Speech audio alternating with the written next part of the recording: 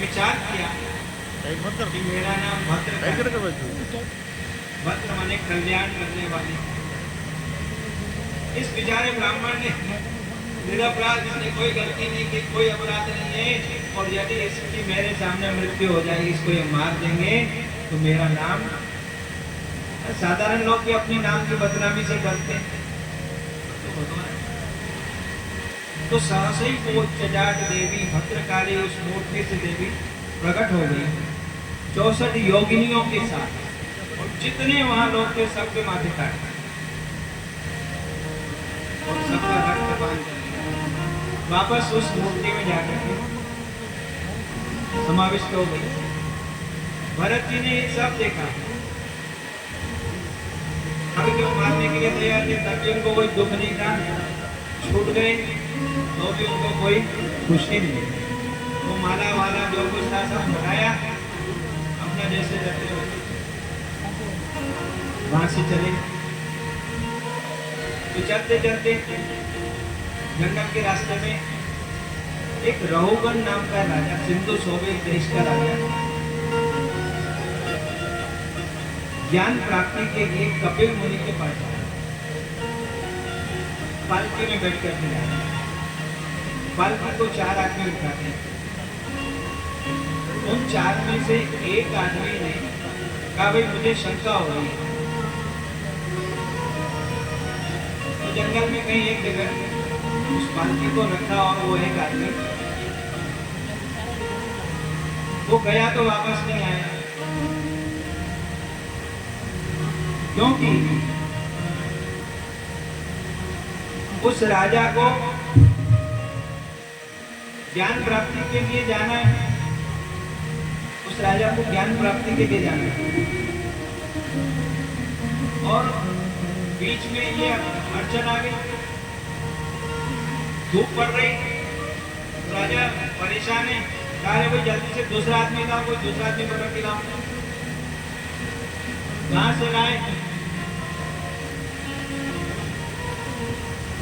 कहां से लाए थे?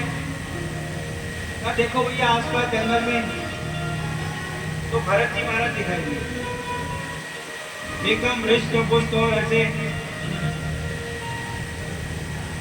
दिखाई दिए, तो उनको पकड़ लिया।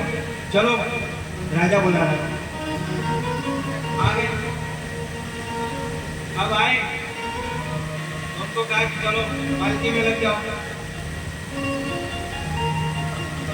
3 आदमी तो वो थे और 14 इनको लगा, आगे की तरफ इनको खड़ा किया। चलते चलते, ये तो परमहंस वृत्ति है, मेरी वजह से किसी को कोई कष्ट नहीं हो, कोई तकलीफ नहीं।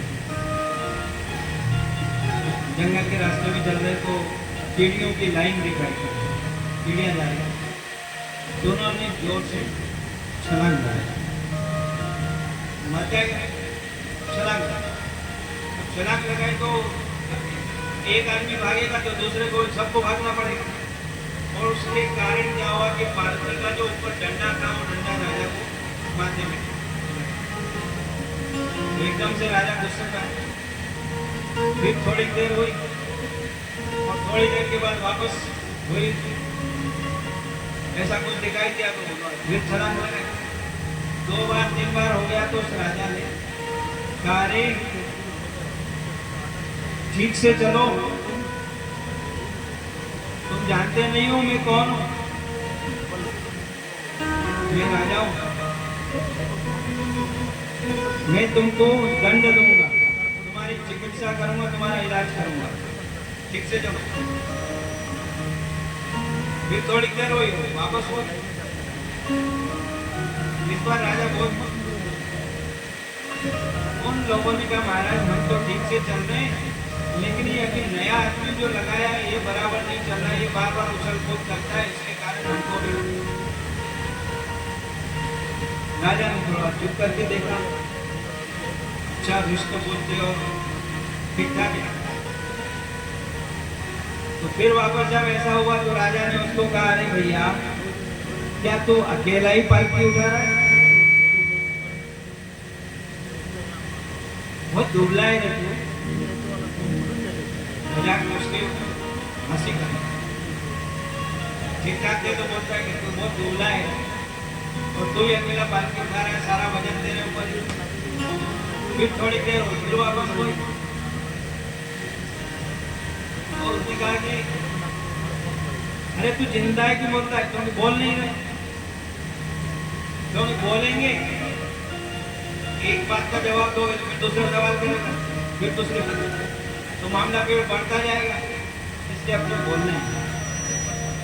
एक मौन सब दुख हरे, याद कर लेना, एक मौन सब दुख हरे और बोले नहीं तो गुस्सा मरेगा। ये याद रखना, मौन रखना। तो मौन रखिए। अब वो बोल रहा है कि जिंदा है कि मुर्दा है, बोलता ही नहीं है, बहुत कुछ बोल गया। अब भरत जी ने देखा अब यदि नहीं बोलते, ये मेरे कंधे पर बैठा है। भरत जी समझते कि ये कौन है। उनको मालूम पड़ गया ये वही हिरण का बच्चा है, मेरे साथ में रहा तो सत्संग के प्रभाव से, भजन के प्रभाव से ये राजा बन गया। और मैं अपना भटक रहा हूँ, 3 जन्म हो गए भटक ही रहा हूँ। अब ये मेरे कंधे पे आया, अब यदि इसको मैं ज्ञान नहीं दूंगा तो फिर इसकी अनुमति हो जाएगी, फिर इसका मतलब हो जाएगा। इसलिए उन्होंने अपने मुंह में रखा हुआ जो पत्थर था वो निकाल दिया। भाटा भरे तो पत्थर रखने का मतलब ये है कि बोलना नहीं, मौन रखना। अब उन्होंने बोला भैया राजा तू ये बता, तो अपने आप को राजा कह रहा है, तो इससे पहले कहाँ का राजा था और इसके बाद कहाँ का राजा बनेगा, मेरे को बता। राजा को एकदम तू कह रहा है कि भैया तो बहुत दुबला बदला है और अकेला ही पालकी का वजन उठा रहा है। तो देखो राजा, ये शरीर का धर्म है, मोटा होना, पतला होना, दुबला पतला होना, ये सब शरीर के धर्म। वजन उठाना और नहीं उठाना ये शरीर का धर्म है। वजन शरीर को रखना, मुझे नहीं रखना है। राजा को मैं ज्ञान पाने जा रहा हूँ, ज्ञान पाने जा रहा है और यहाँ ऐसी बातें हमें सुनने को मिल रही। फिर थोड़ी देर के बाद में भरत जी ने कहा भैया देख, तेने ये कहा कि तू जिंदा है कि मुर्दा है, तो जीवे कि मरियो, जीव तो है। तो जीना और मरना ये दोनों शरीर के धर्म में मेरा नहीं है, मैं तो शुद्ध बुद्ध मुक्त आत्मा हूँ।